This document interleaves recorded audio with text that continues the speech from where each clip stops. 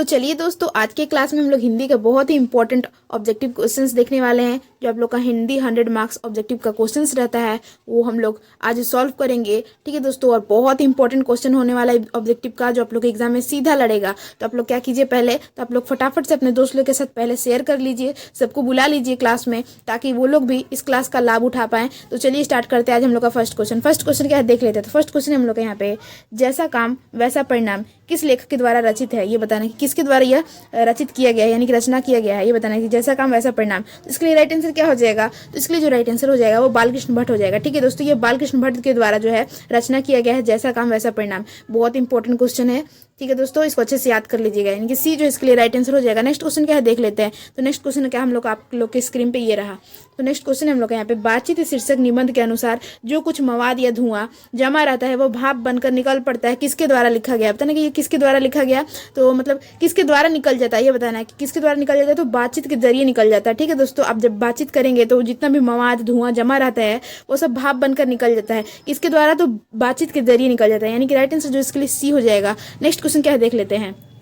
तो नेक्स्ट जो क्वेश्चन है हम लोग यहाँ पे, बालकृष्ण भट्ट के पिता का नाम क्या था। तो बताना कि बालकृष्ण भट्ट जो है उनके पिता का क्या नाम था। तो उनके जो पिता का नाम था वो बेनी प्रसाद भट्ट था। क्या था, बेनी प्रसाद भट्ट था, यानी कि राइट आंसर जो इसके लिए बी हो जाएगा। नेक्स्ट क्वेश्चन क्या है देख लेते हैं। तो नेक्स्ट क्वेश्चन ये आप लोग के स्क्रीन पे ये रहा। तो क्वेश्चन हम लोग यहाँ पे, दमयंती स्वयंवर किस लेखक की रचना है, ये बताना। जो दमयंती स्वयंवर है वह किसके द्वारा लिखा गया है, तो ये जो लिखा गया है वो बालकृष्ण भट्ट के द्वारा लिखा गया है। ठीक है दोस्तों, राइट आंसर जो इसके लिए सी हो जाएगा। नेक्स्ट क्वेश्चन क्या है देख लेते हैं। तो नेक्स्ट क्वेश्चन यहाँ पे हम लोग का, बालकृष्ण भट्ट की रचना बातचीत क्या है, ये बताना है कि ये क्या है। यह जो है एक ललित निबंध है। ठीक है दोस्तों, राइट आंसर जो इसके लिए डी हो जाएगा। नेक्स्ट क्वेश्चन क्या है यहाँ पे देख लेते हैं। तो नेक्स्ट क्वेश्चन आप लोग के स्क्रीन पे ये रहा। कौन सी लिपि दाई से बोई और लिखी जाती है, ये बताना कि कौन सी लिपि जो है वो दाई से बोई और लिखी जाती है। तो इसके लिए राइट आंसर क्या हो जाएगा, तो वो जो लिपि होती है वो कौन सी लिपि होती है, तो वो जो होती है खरोष्टी होती है। क्या होती है, खरोष्टी होती है। राइट आंसर जिसके लिए बी हो जाएगा। बहुत इंपॉर्टेंट क्वेश्चन है गाइस, तो आप लोग इसको अच्छे से याद कर लीजिएगा। नेक्स्ट क्वेश्चन क्या हम लोग यहाँ पे, देवनागरी लिपि क्या है, ये बताना। जो देवनागरी लिपि है वो क्या है, तो वो क्या है, तो वो अक्षरात्मक है। क्या है, अक्षरात्मक है, यानी कि राइट आंसर जो है इसके लिए ए हो जाएगा। नेक्स्ट क्वेश्चन क्या है देख लेते हैं। तो नेक्स्ट आप लोग के स्क्रीन पे ये क्वेश्चन रहा। तो क्वेश्चन हम लोग का यहाँ पे, रोमन लिपि क्या है, ये बताना। जो रोमन लिपि है वो क्या है, तो रोमन लिपि जो है एक वर्णात्मक लिपि है। ठीक है दोस्तों, राइट आंसर जो इसके लिए सी हो जाएगा। बहुत इंपॉर्टेंट क्वेश्चन है, इसको अच्छे से याद कर लीजिएगा। ठीक है, नेक्स्ट क्वेश्चन क्या है देख लेते हैं। तो नेक्स्ट क्वेश्चन है यहाँ पे हम लोग का, भारत की प्राचीन लिपि क्या है, ये बताना कि जो भारत की प्राचीन लिपि है वो क्या है। तो भारत की जो प्राचीन लिपि है वो ब्राह्मी है। क्या है, ब्राह्मी है। राइट आंसर जो इसके लिए ए हो जाएगा। बहुत इंपॉर्टेंट क्वेश्चन, इसको अच्छे से याद कर लीजिएगा, एग्जाम में सीधा लड़ेगा इससे क्वेश्चन। नेक्स्ट क्वेश्चन जो हम लोग यहाँ पे, तो हिंदी लिपि क्या है, ये बताना। जो हिंदी लिपि है वो क्या है, तो हिंदी लिपि जो है एक देवनागरी है। ठीक है दोस्तों, देवनागरी लिपि हिंदी लिपि है, यानी कि राइट आंसर जो इसके लिए बी हो जाएगा। नेक्स्ट क्वेश्चन क्या है देख लेते हैं। तो नेक्स्ट क्वेश्चन यहाँ पे हम लोग आप लोग के स्क्रीन पे ये रहा। संस्कृत, मराठी और नेपाली भाषाओं की लिपि क्या है, ये बताना। जो संस्कृत और मराठी और नेपाली ये भाषाएं हैं, इसकी लिपि बताना कि इसकी लिपि क्या हो जाएगी। तो इसकी जो लिपि हो जाएगी वो देवनागरी हो जाएगी। ठीक है दोस्तों, राइट आंसर जो इसके लिए डी हो जाएगा। बहुत इंपॉर्टेंट क्वेश्चन, इसको अच्छे से याद कर लीजिएगा। नेक्स्ट क्वेश्चन क्या हम लोग का यहाँ पे, देवनागरी लिपि का विकास किस लिपि से हुआ था। तो किस लिपि से हुआ था देवनागरी लिपि का विकास, ये बताना है हम लोग को। इसके लिए राइट आंसर क्या हो जाएगा, तो ब्राह्मी लिपि से जो है देवनागरी लिपि का विकास हुआ था, यानी कि राइट आंसर जो है इसके लिए ए हो जाएगा। नेक्स्ट क्वेश्चन क्या है देख लेते हैं। तो नेक्स्ट क्वेश्चन जो है आप लोग के स्क्रीन पे ये रहा। तो क्वेश्चन हम लोग यहाँ पे क्वेश्चन यहाँ पे देख लेते हैं। तो क्वेश्चन हम लोग यहाँ पे, हिंदी कहानी का विकास में मील के पत्थर कौन सी कहानी मानी जाती है, कौन सी जो कहानी है वो मील की पत्थर मानी जाती है। तो इसके लिए राइट आंसर क्या हो जाएगा, तो उसने कहा था जो है ये कहानी है ये एक, तो इसको जो हम लोग मील का पत्थर मानते हैं, यानी कि राइट आंसर जो इसके लिए ए हो जाएगा। नेक्स्ट क्वेश्चन क्या है देख लेते हैं। तो नेक्स्ट क्वेश्चन जो है आप लोग के स्क्रीन पे ये रहा। तो क्वेश्चन हम लोग यहाँ पे, तेरी कुड़माई हो गई किस कहानी का संबंध है, ये बताना है जो किस कहानी से जो है ये संबंध है। ये पंक्ति बताना है कि किस कहानी से संबंध है। तो इसके लिए राइट आंसर क्या हो जाएगा, तो उसने कहा था से संबंध है, यानी कि राइट आंसर जो इसके लिए बी हो जाएगा। नेक्स्ट क्वेश्चन क्या है देख लेते हैं। तो नेक्स्ट क्वेश्चन आप लोग के स्क्रीन पे ये रहा।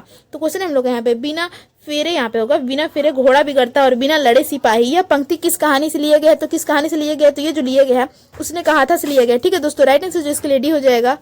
चलते हैं नेक्स्ट क्वेश्चन पर। नेक्स्ट क्वेश्चन क्या है देख लेते हैं। तो क्वेश्चन हम लोग यहाँ पे, बुद्ध का कांटा रचना है, ये जो बताना है कि जो बुद्ध का कांटा है ये किसकी रचना है। तो बुद्ध का कांटा जो रचना है वो चंद्रधर शर्मा गुलेरी की रचना है। ठीक है दोस्तों, राइट आंसर जो इसके लिए बी हो जाएगा। नेक्स्ट क्वेश्चन क्या है देख लेते हैं। तो नेक्स्ट क्वेश्चन आप लोग के स्क्रीन पे ये रहा। नेक्स्ट क्वेश्चन जो हम लोग यहाँ पे, चंद्रधर शर्मा गुलेरी किस सदी के प्रमुख लेखक थे। तो किस सदी के वो सबसे ज्यादा प्रमुख लेखक थे, तो वो 20वीं सदी के थे। कब के थे, वो 20वीं सदी के जो है सबसे ज्यादा प्रमुख लेखक थे, यानी कि राइट आंसर जो इसके लिए डी हो जाएगा। नेक्स्ट क्वेश्चन क्या है यहाँ पे देख लेते हैं। तो नेक्स्ट क्वेश्चन यहाँ पे हम लोग का, क्वेश्चन है द का उच्चारण स्थान बताना है। जो द है उसका उच्चारण स्थान क्या होगा। तो जो द है उसको आप लोग पहले बोल के देखिए कि द कहाँ से निकल रहा है। तो जब आप लोग द बोलेंगे तो ये दंत से निकलता है। ठीक है दोस्तों, राइट आंसर जो इसके लिए बी हो जाएगा, यानी कि बी जो इसके लिए राइट आंसर हो जाएगा। द जो हम लोग दंत से बोलते हैं। नेक्स्ट क्वेश्चन क्या हम लोग यहाँ पे, निम्नलिखित में से आघोष वर्ण कौन कौन सा है ये बताना। जो आघोष वर्ण है वो कौन सा है। तो जो चा जो है यह एक आघोष वर्ण है, यानी कि राइट आंसर जो इसके लिए ए हो जाएगा। नेक्स्ट क्वेश्चन क्या है देख लेते हैं। तो नेक्स्ट क्वेश्चन यहाँ पे हम लोग का देखते हैं क्या क्वेश्चन है। तो ई का उच्चारण स्थान क्या है ये बताना। जो ई है इसका उच्चारण स्थान क्या होगा। तो ई का जब आप लोग बोलेंगे तो ई कहाँ से निकलता है। तो ई जो निकलता है वो तालु से निकलता है, यानी कि राइट आंसर जो इसके लिए बी हो जाएगा। ठीक है दोस्तों, नेक्स्ट क्वेश्चन क्या है देख लेते हैं। नेक्स्ट क्वेश्चन क्या हम लोग यहाँ पे ल का उच्चारण स्थान बताना। जो ल है उसका उच्चारण स्थान क्या होता है। तो ल का जो उच्चारण स्थान होता है वो तालु होता है। राइट आंसर जो इसके लिए सी हो जाएगा। नेक्स्ट क्वेश्चन क्या है यहाँ पे। तो नेक्स्ट क्वेश्चन हम लोग को यहाँ पे स का उच्चारण स्थान बताना। जो स है इसका उच्चारण स्थान क्या होता है। तो इसका जो उच्चारण स्थान होता है वो तालु हो जाता है, यानी कि राइट आंसर जो इसके लिए बी हो जाएगा। नेक्स्ट क्वेश्चन क्या हम लोग स्क्रीन पर देख लेते हैं। तो क्वेश्चन हम लोग यहाँ पे हिंदी में हर्ष स्वर कितने होते हैं। जो हिंदी में हर्ष स्वर कितने होते हैं तो इसके लिए राइट आंसर क्या हो जाएगा। तो वो 4 होते हैं। ठीक है दोस्तों, और कौन कौन होते हैं। तो वो जो होता है हम लोग का एक अ होता है, ई होता है, और क्या होता है ऊ होता है, और एक री होता है। ठीक है दोस्तों, यही जो है हर्ष स्वर है, यानी कि राइट आंसर जो है इसका 4 हो जाएगा, और ये स्वर है। ठीक है दोस्तों, राइट आंसर इसका बी हो जाएगा। नेक्स्ट क्वेश्चन क्या। नेक्स्ट जो क्वेश्चन है हम लोग के यहाँ पे अ का उच्चारण स्थान बताना है कि अ का उच्चारण स्थान क्या होगा। तो अ का जो उच्चारण स्थान होता है वो तालु हो जाता है। ठीक है दोस्तों, राइट आंसर जो इसके लिए ए हो जाएगा।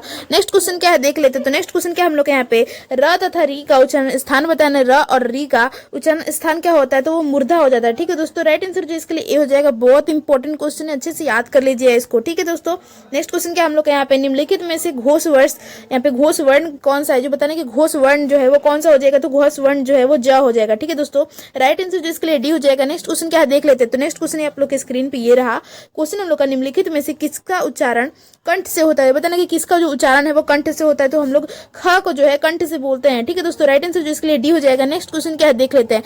तो नेक्स्ट क्वेश्चन आप लोग के स्क्रीन पे ये रहा क्वेश्चन हम लोग का, हिंदी में अंतस्थ वर्ण की संख्या बताने की कितनी होती है। तो कितनी होती है हिंदी में।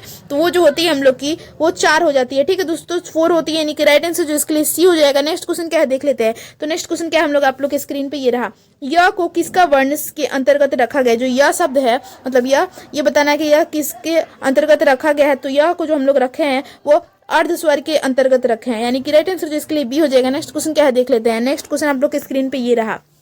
नेक्स्ट क्वेश्चन जो हम लोग का यहाँ पे म का उच्चारण स्थान बताना है। जो म है उसका उच्चारण स्थान क्या होता है। तो म का जो उच्चारण स्थान हो जाता है वो ओष्ठ हो जाता है, यानी कि लिप्स हो जाता है। राइट आंसर जिसके लिए बी हो जाएगा। नेक्स्ट क्वेश्चन क्या देख लेते हैं। आप लोग स्क्रीन पे ये क्वेश्चन रहा। तो हिंदी में यहाँ पे अनुनासिक वर्णों की संख्या बताने की कितनी होती है। तो हिंदी में जो अनुनासिक वर्णों की संख्या होती है वो 5 होती है। ठीक है दोस्तों, राइट आंसर जो इसके लिए डी हो जाएगा। नेक्स्ट क्वेश्चन क्या देख लेते हैं। तो नेक्स्ट क्वेश्चन आप लोग के स्क्रीन पे ये रहा। तो क्वेश्चन हम लोग यहाँ पे य र ल व कौन सा व्यंजन, ये बताने की कौन सा व्यंजन है य र ल व। तो इसके लिए राइट आंसर क्या हो जाएगा। तो वो जो हो जाएगा हम लोग का अंतस्थान व्यंजन हो जाएगा। क्या हो जाएगा, अंतस्था व्यंजन हो जाएगा, यानी कि राइट आंसर जो इसके लिए सी हो जाएगा। नेक्स्ट क्वेश्चन क्या देख लेते हैं। तो क्वेश्चन हम लोग यहाँ पे घ का उच्चारण स्थान बताना। जो घ है इसका उच्चारण स्थान क्या होता है। तो ये कंठ से बोलते हैं हम लोग। ठीक है दोस्तों, राइट आंसर जिसके लिए सी हो जाएगा। नेक्स्ट क्वेश्चन क्या देख लेते हैं। तो नेक्स्ट क्वेश्चन जो है हम लोग यहाँ पे स्क्रीन पे ये रहा क्वेश्चन हम लोग यहाँ पे ज का उच्चारण स्थान बताना है। जो ज शब्द है इसका उच्चारण स्थान क्या होता है। तो जो हम लोग बोलते हैं वो तालु से बोलते हैं, यानी कि राइट आंसर जो इसके लिए बी हो जाएगा। नेक्स्ट क्वेश्चन क्या है देख लेते हैं। तो नेक्स्ट क्वेश्चन क्या हम लोग यहाँ पे कवर्ग चवर्ग टवर्ग तवर्ग और पवर्ग किस व्यंजन के अंतर्गत आता है। ये बताना कि किस व्यंजन के अंतर्गत आते हैं। तो ये जो आते हैं यह स्पर्श व्यंजन के अंतर्गत आते हैं। ठीक है दोस्तों, किसके अंतर्गत आते हैं। तो स्पर्श व्यंजन के अंतर्गत आता है, यानी कि राइट आंसर जो इसके लिए सी हो जाएगा। चलते हैं नेक्स्ट क्वेश्चन। नेक्स्ट क्वेश्चन क्या है देख लेते हैं। तो नेक्स्ट क्वेश्चन यहाँ पे हम लोग का दल विहीन लोकतंत्र किसके मूल उद्देश्यों में है। ये बताना जो दल विहीन लोकतंत्र है वो किसके मूल उद्देश्यों के में यहाँ पे उद्देश्यों में है ये बताना। तो इसकी जो राइट आंसर हो जाएगा वो मार्क्सवाद तथा लेनिनवाद के अंतर्गत आता है, यानी कि राइट आंसर जो इसके लिए बी हो जाएगा। यह मूल उद्देश्य जो है मार्क्सवाद तथा लेनिनवाद का है, यानी कि राइट आंसर इसका बी हो जाएगा। नेक्स्ट क्वेश्चन क्या है देख लेते हैं। तो नेक्स्ट क्वेश्चन क्या है देख लेते हैं। तो नेक्स्ट क्वेश्चन जो हम लोग यहाँ पे जयप्रकाश नारायण के बचपन का नाम क्या था। तो जयप्रकाश नारायण का जो बचपन का नाम था वो बाउल था। ठीक है दोस्तों, राइट आंसर जो है इसके लिए सी हो जाएगा। नेक्स्ट क्वेश्चन क्या है देख लेते हैं। तो नेक्स्ट क्वेश्चन जो आप लोग के स्क्रीन पे ये रहा क्वेश्चन हम लोग का, किसने कहा था अभी न जाने कितने मीलों इस देश की जनता को जाना है। तो बताना कि कितने मीलों इस देश की जनता को जाना है। इसके लिए राइट आंसर क्या हो जाएगा। तो ये कथन बताने कि किसका, ये जो कथन है वो जवाहरलाल नेहरू का है, यानी कि राइट आंसर जो इसके लिए सी हो जाएगा। नेक्स्ट क्वेश्चन क्या है देख लेते हैं। तो नेक्स्ट क्वेश्चन ये रहा आप लोग के स्क्रीन पर, यहाँ पे किस अस्पताल में दिनकर का निधन हुआ था, तो किस हॉस्पिटल में उनका निधन हुआ था, तो ये बताना हम लोग। तो उनका जो निधन हुआ था वो विलिंगटन नर्सिंग होम में हुआ था, यानी कि राइट आंसर जो इसके लिए डी हो जाएगा। नेक्स्ट क्वेश्चन क्या देख लेते हैं। तो नेक्स्ट क्वेश्चन जो हम लोग आप लोग के स्क्रीन पे ये रहा, जयप्रकाश नारायण को किसका दलाल कहा जाता है। तो जयप्रकाश नारायण है उनको किसका दलाल कहा जाता है, तो उनको जो है अमेरिका का दलाल कहा जाता है, यानी कि राइट आंसर जो इसके लिए डी हो जाएगा। नेक्स्ट क्वेश्चन क्या है देख लेते हैं। तो नेक्स्ट क्वेश्चन जो है आप लोग का स्क्रीन पे ये रहा, जयप्रकाश नारायण के स्वास्थ्य पर निगरानी रखने वाले डॉक्टर का नाम क्या था। ये बताने जो डॉक्टर हैं जयप्रकाश नारायण के, उनका जो स्वास्थ्य पर निगरानी रखते थे उनका नाम क्या था, तो उनका जो नाम था वो डॉक्टर रहमान था। ठीक है दोस्तों, राइट आंसर जो इसके लिए ए हो जाएगा। नेक्स्ट क्वेश्चन क्या है देख लेते हैं। तो नेक्स्ट क्वेश्चन आप लोग के स्क्रीन पे ये रहा, क्वेश्चन हम लोग का यहाँ पे, जयप्रकाश नारायण जी को किसका भाषण सुनकर अमेरिका जाने की प्रेरणा मिली थी। तो किसका भाषण सुनकर उनको अमेरिका जाने की प्रेरणा मिली थी, ये बताना हम लोग को। इसके लिए राइट आंसर क्या हो जाएगा, तो वो स्वामी सत्यदेव का भाषण सुनकर जो है जयप्रकाश नारायण को अमेरिका जाने की प्रेरणा मिली, यानी कि राइट आंसर जो इसके लिए बी हो जाएगा। नेक्स्ट क्वेश्चन क्या है देख लेते हैं। तो नेक्स्ट क्वेश्चन आप लोग के स्क्रीन पर ये रहा, यहाँ पे क्वेश्चन हम लोग का, फ्री प्रेस के मालिक कौन थे। ये बताने जो फ्री प्रेस है उसके मालिक कौन थे, तो उसके जो मालिक थे वो सदानंद जी थे। कौन थे, सदानंद जी थे, यानी कि राइट आंसर जो इसके लिए सी हो जाएगा। नेक्स्ट क्वेश्चन क्या है देख लेते हैं। तो नेक्स्ट क्वेश्चन आप लोग के स्क्रीन पे ये रहा, क्वेश्चन हम लोग यहाँ पे, ब्रेन ऑफ बॉम्बे किसे कहा जाता है। जो ब्रेन ऑफ बॉम्बे है वो किसे कहा जाता है, इसके लिए राइट आंसर क्या हो जाएगा, तो उमा शंकर दीक्षित को जो है ब्रेन ऑफ बॉम्बे कहते हैं।